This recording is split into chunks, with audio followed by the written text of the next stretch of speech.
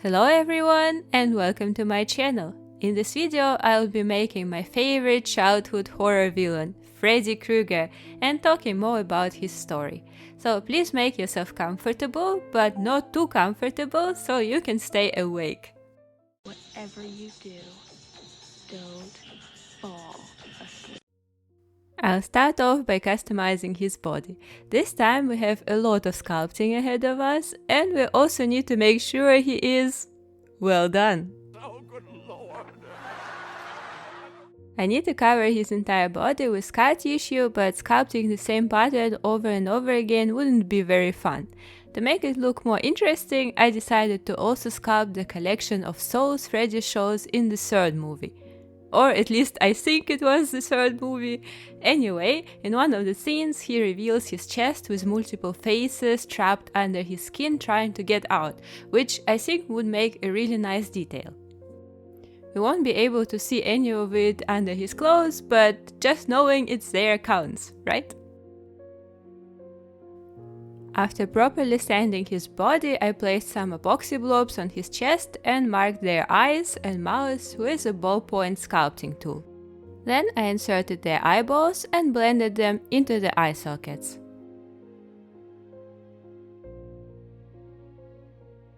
They look hilarious at this point, but hey, the main rule of sculpting and drawing is going from general shapes to specific details, so the process I'm showing right now can actually be trusted. At last I'm adding their noses and even tongues for some of them. In this sculpt I'm not aiming for perfection because these faces are just part of his skin texture, so they actually need to look slightly deformed but still recognizable as faces, of course. Then I blend them into his torso and sculpt some connecting tissue between them. While sculpting the texture, I added some more funny details, like this little hand trying to break out, and some simpler, flatter faces on his chest to make the pattern more diverse.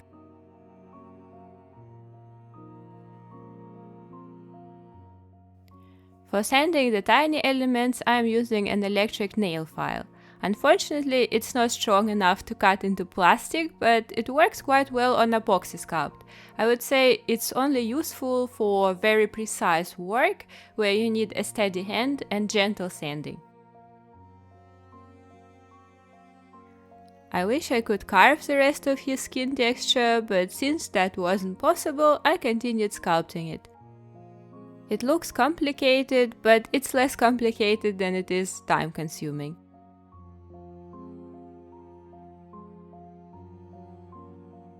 The most challenging part for me was avoiding repeating the same elements too much, so it would look more random like real organic tissue.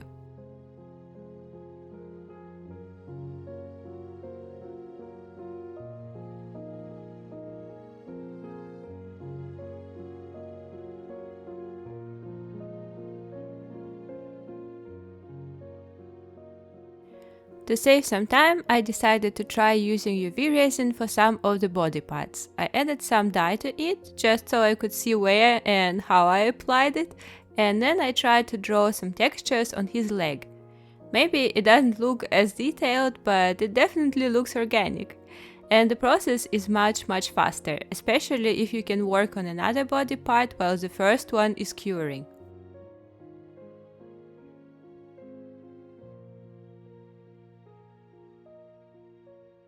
So I covered the legs and arms with the first layer of resin. It might not look very impressive right now, but I'm sure we can improve the look by adding more layers on top of it. I decided to sculpt the rest of the torso by hand though, just to make sure the entire torso looks uniform. I don't think switching the medium in the middle of one element would look natural.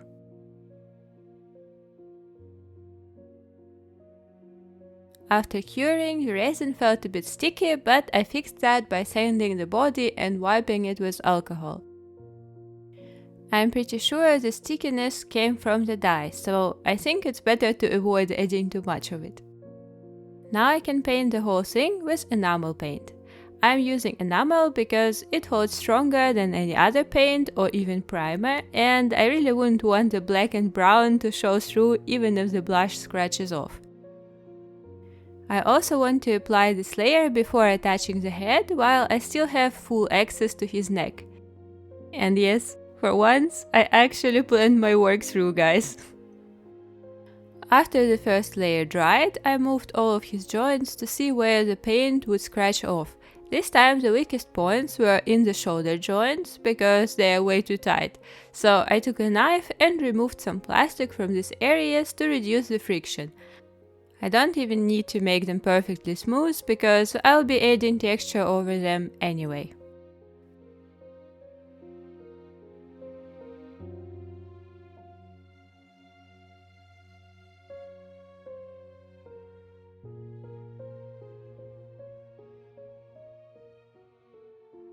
After applying the second layer, I ran my second crush test on the joints and the paint seemed to stay put, so I can move on to his head.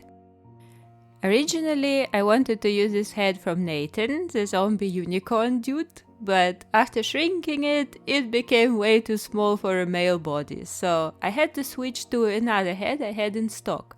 This one looks absolutely nothing like Freddy, but what can we do? Nathan's head seems to be a perfect fit for a female body now, so maybe I can do something with it in the future. Who knows? Right now we need to think about how to make the wrong head fit. First of all, I need to remove his Giga Chad jaw and lips, correct the nose a bit, so basically chop off his entire face. I had to remove so much material from his jaw that I ended up with a hole there, so I decided to use it as an opportunity to sculpt him a creepy smile with teeth and everything. In the end, I regretted not leaving a bigger opening for the mouth, but we learn from our mistakes, right? I would definitely prefer to skip the error part of the process, but life seems to have other plans for us.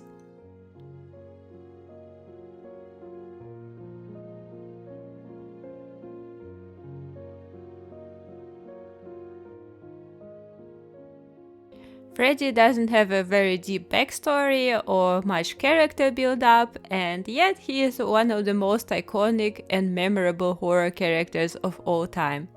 I did a little research on how the character was created and what inspired his creator, and apparently it was based on an actual story. Wes Craven saw some newspaper articles about a disease called Asian Sleep Death Syndrome, or Sudden Unexplained Nocturnal Death Syndrome, that was affecting young men from Southeast Asia. There were multiple cases at the time, and there was no information about its cause other than that all of the patients seemed to die of fright. One of these cases affected him more than the others and became the direct inspiration for A Nightmare on Elm Street.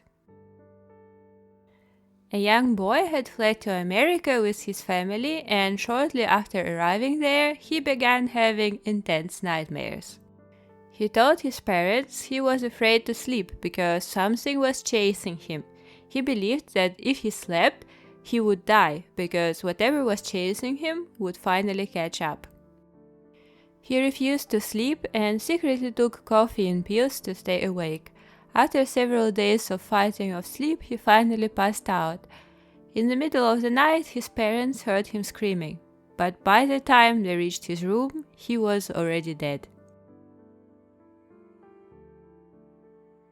At that time, the market was already full of horror and slasher movies about all sorts of maniacs, and audiences were becoming harder to impress.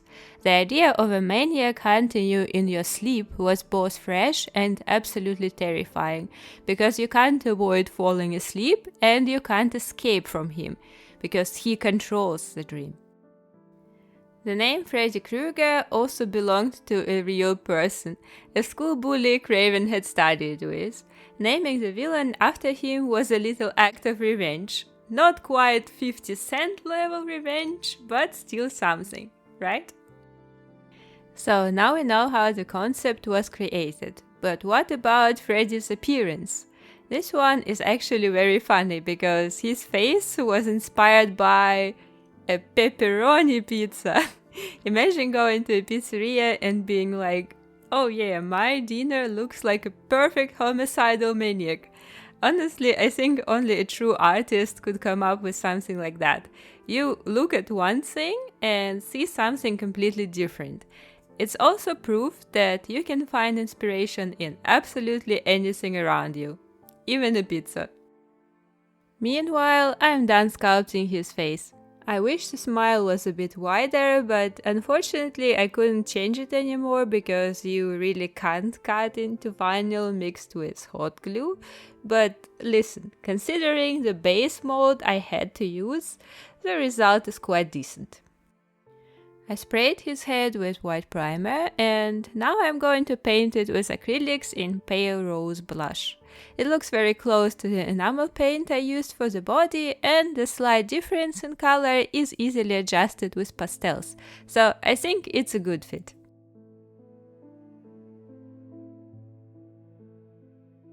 I wasn't entirely sure what I was doing while painting his face. I added different shades of brown, red, and even purple, but only in areas where the skin would naturally be thinner, like the lips and around the eyes. In areas where the scar tissue was especially thick, I used a slightly yellowish shade to make it look drier than the rest.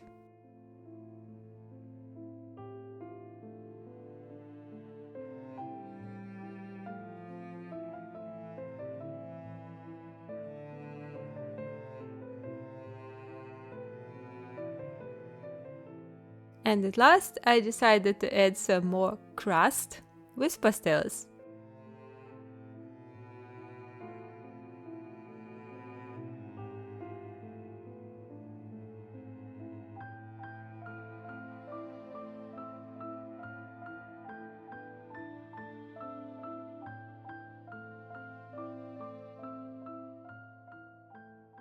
Here we go, looks much more appetizing now. I was worried that his face turned out a bit too friendly looking, but while doing my research I learned that Robert Englund actually got the role because of his friendly face. Some people were skeptical, but the director said, "No, Robert is a perfect choice. All of the real maniacs look friendly and trustworthy." I'm a homicidal maniac. They look just like everyone else.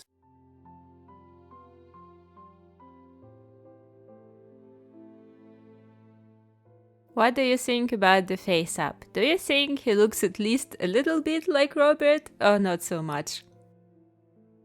Now we can continue working on his body. This time I strategically mixed some white resin, which will be easier to paint over. I'm afraid he looks crusty in a different way now, but we will fix that, no worries. I painted him with another layer of enamel and then sprayed him with MSC to prepare the surface for acrylics. If you want to use enamel paint on those as well, keep in mind that it doesn't cure on vinyl, so some body parts still need to be painted with acrylics. For the first layer of wash, I mixed some brown into pale rose just to make it slightly darker. Look how much better the resin texture already looks. I was worried it wouldn't look as detailed, but I think it actually looks more movie accurate than the sculpted one. Once again, UV resin to the rescue. Next, I applied some brown wash, but this time more carefully and slowly, because it's a stronger color. Honestly, I feel like these two layers of wash actually gave a pretty decent result, but we need to make the body match the head, so I also had to blush him with pastels at least once.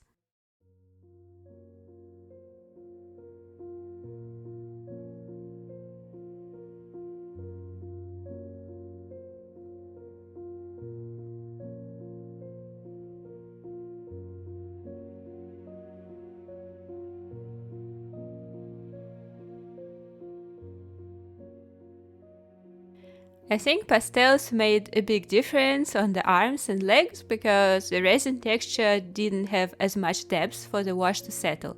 But with pastels, I could just draw these craters as I wished, and it made all parts look more uniform.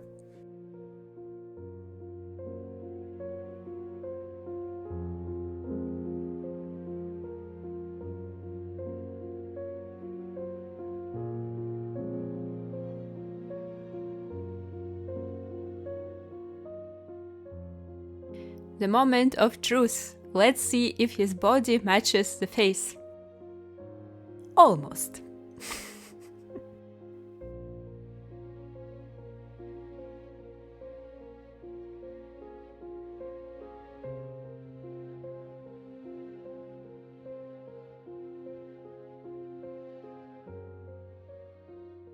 Next, we need to make the glove. I cut the blades out of some plastic packaging, and now I need to think about how to install them and make sure they hold strong. To get a bigger contact area for gluing, I decided to cut the fingers in the middle and install the blades in these slits. And after gluing them in place, I also applied a few drops of UV resin around the blades to secure them even better. Later, all this will be covered with a glove anyway, but even if it wasn't, UV resin would still work great as an imitation of soldering. For the leather part of the glove, I will be using this UV plasticine gel for nail art. The little test sample I made showed that this material remains super flexible after curing, just like rubber. So I thought it might work perfectly for sculpting over flexible body parts like vinyl doll hands. The material itself looks like a weird slimy paste, and to the touch it feels like a big chunk of boogies, so it took me a while to figure out how to sculpt anything with it.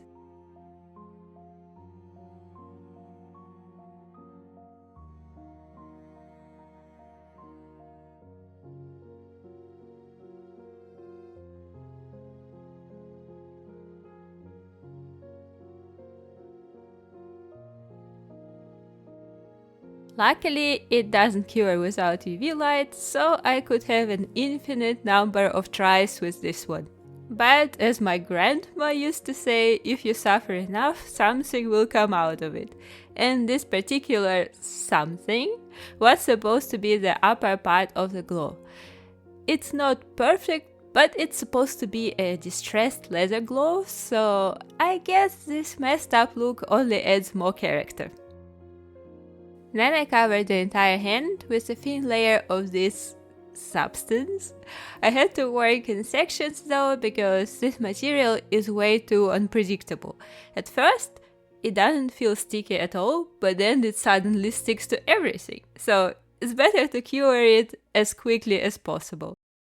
And at last I tried to sculpt some folds on it, but to be honest, I find this material not very suitable for detailed work.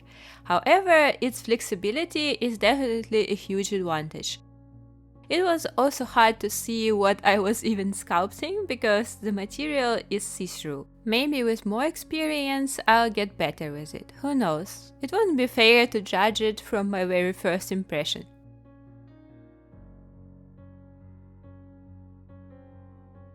Switching to epoxy sculpt for the metal elements felt heavenly though.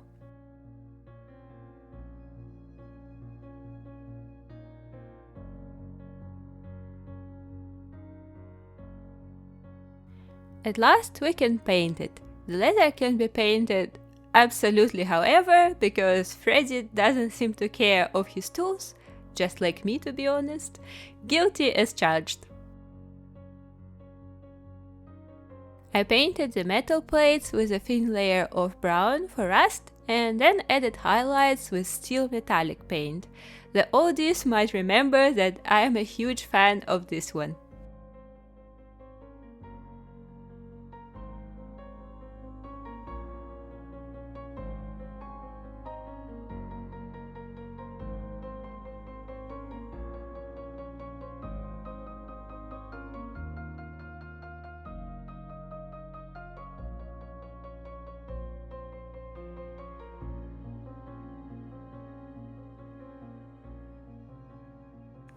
The blades still ended up looking a bit transparent, but the second coat of paint will easily fix that.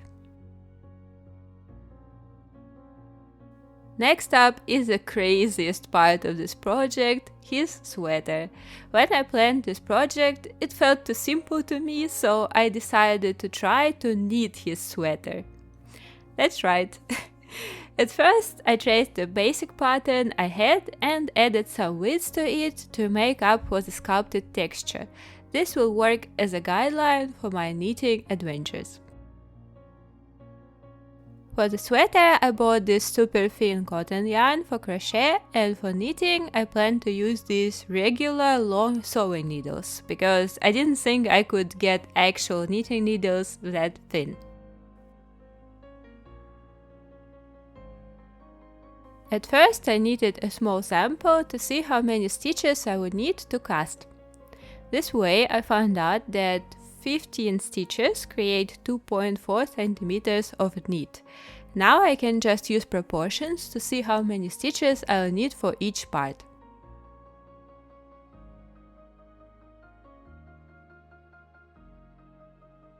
I decided to start from the back because it was the thinnest part and the cost of mistakes was not as high. I also added 4 extra stitches to every part for seam allowances and adjustments.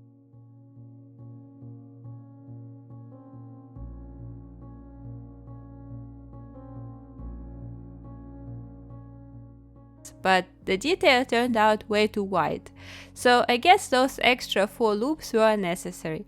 In my second attempt, I didn't add any allowances at all and just knitted both halves, comparing their shape to my blueprint from time to time. So my verdict is that knitting with needles is possible, but not very enjoyable. At some point I started to think that the back end of one of the needles was going to drill a hole in my hand if I kept using them. So I went online and decided to take a risk and order the thinnest knitting needles I could find. For some reason I didn't believe they would actually be 1 millimeter wide, but I was wrong. They are actually just as thin, except the tips are way more dull, which makes it a bit more difficult to slide them into tiny loops. Using these needles, I knitted the front of the sweater. At the bottom, you can see a few wonky rows I made while still getting used to the new needles. But the rest of the work turned out surprisingly smooth, way smoother than the back parts I had knitted before. To keep the sweater uniform, I decided to scrap the back and start over. It felt like wasted time, but it wasn't actually wasted because these 2 details helped me figure out the shape of the armhole and adjust my pattern.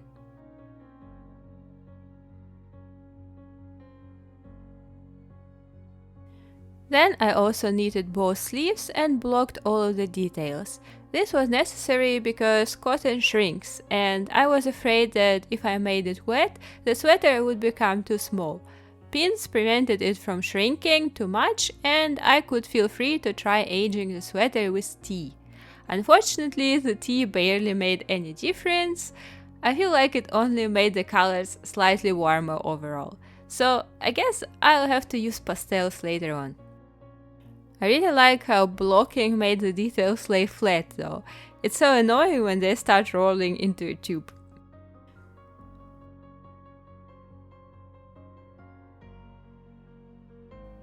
I left some loops around the neck hole on safety pins, so I could use them later for the collar, by the way.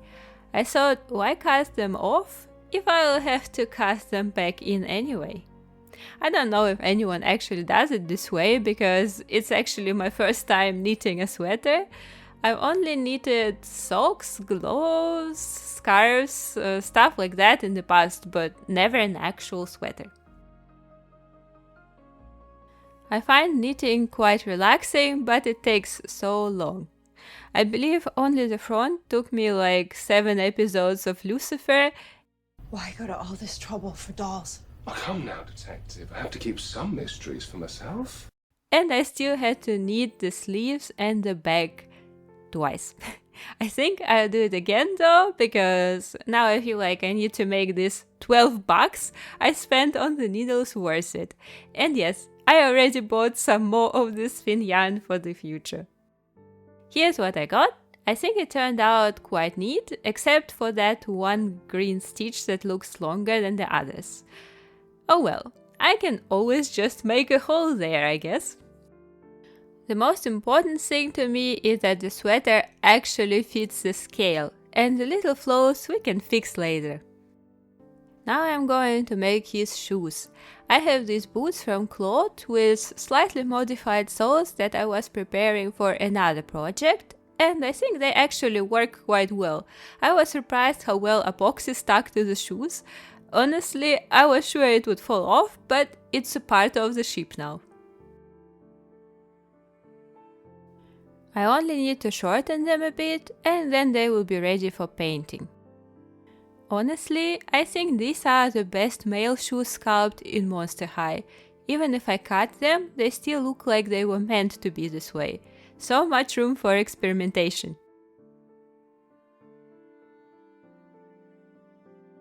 In the next step, I spray them with black primer, which will also serve as the base color. I'll just add some brown highlights and we are good.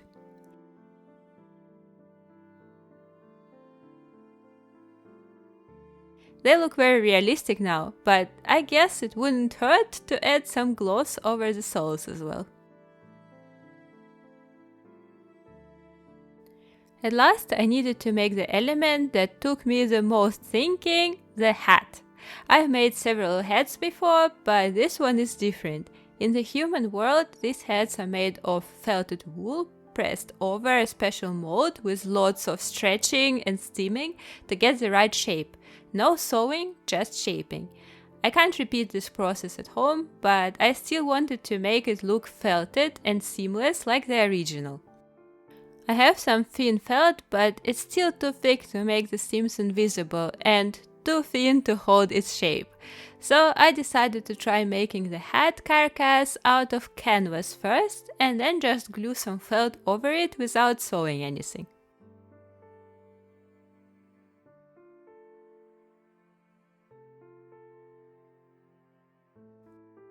I actually think you can use almost any material for this part as long as it's not too thick and keeps its shape, even cardboard. I happen to have this nice velvety canvas, so it would be a shame not to use it. Just like this, I formed the top of the hat. I think it looks quite decent with some glue leakage over there, but that's the wrong side of the hat anyway. The shape looks perfect though, which is already a little win. Then I cut the same parts out of felt and started gluing them over the base. Thanks to the felt being slightly fluffy, the seam seems barely visible, which means we are on the right track. I wanted the seams to be completely invisible, so I tried to distress the edges of the upper patch and felted into the other part with a needle. It was an epic fail because synthetic fibers don't felt very well. I even tried felt it with some water, but nothing stuck together. If anything, it only got looser and fluffier overall. So I decided to redo this part, but glue the felt edge to edge without any overlaps this time.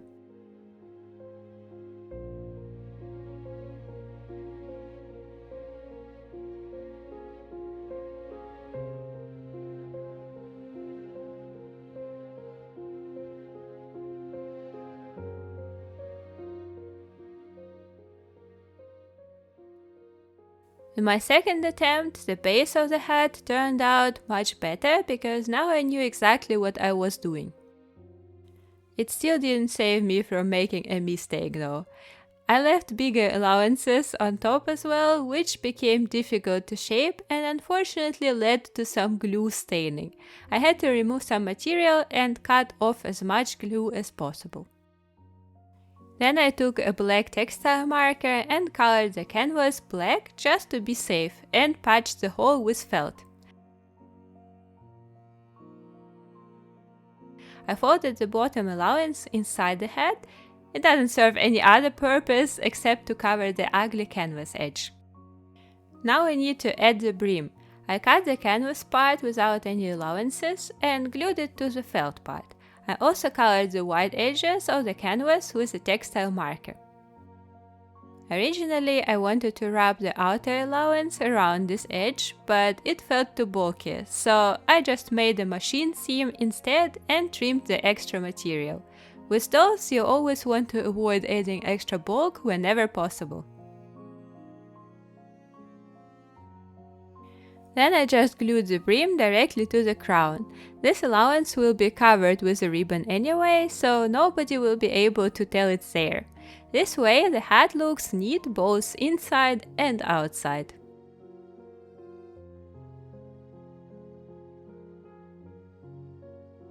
The actual technique turned out very simple, but it was only possible thanks to the trial and error I had put in. Usual satin ribbons seemed too shiny for Freddy, so I decided to glue an elastic instead. Elastic is also more flexible, so I could easily shape it after the hat.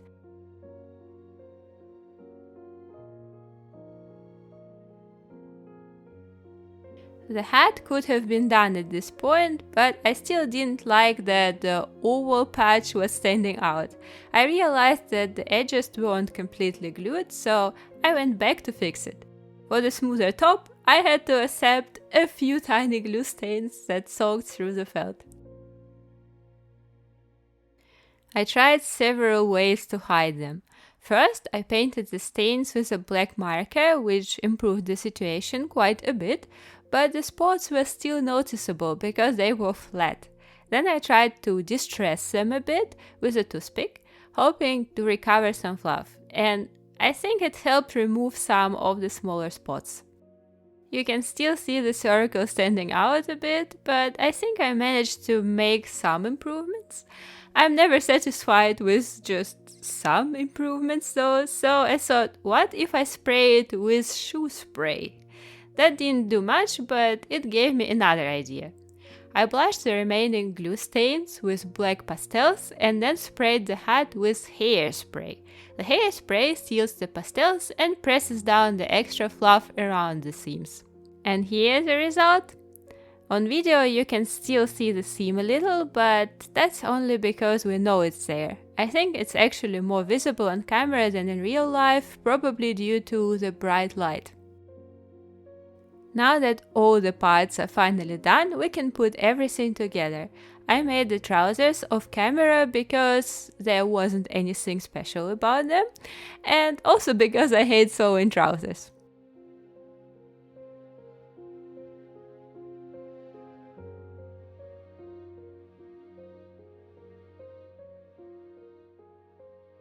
The last thing I needed to do was distress his sweater.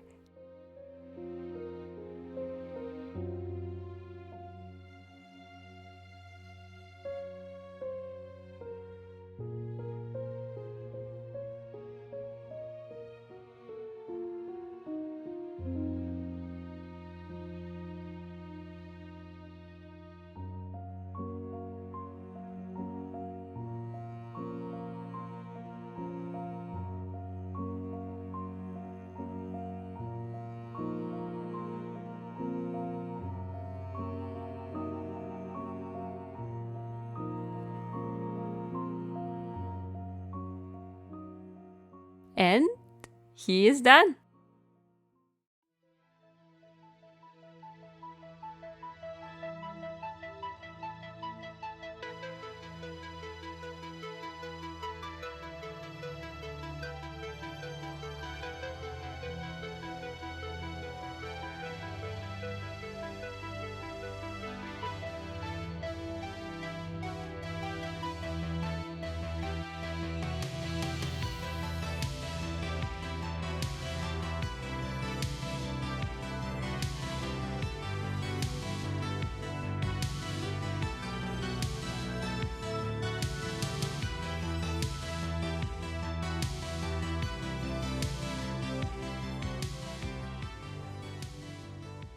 Let me know what you think about this project, and if you like this video, please support it with your thumbs up and comments. I read them all and try to respond to as many of them as possible. If you would like to support my channel further, you can join my Patreon or buy me a coffee. By the way, I still run my traditional giveaways on Buy Me a Coffee. For every 100 coffees I reach, I'll make a giveaway and the winner will get a custom doll commission. Each coffee equals 1 entry. All the links you can find in the description box. Thank you very much for spending your time with me today, and I hope to see you soon in my next video. Bye!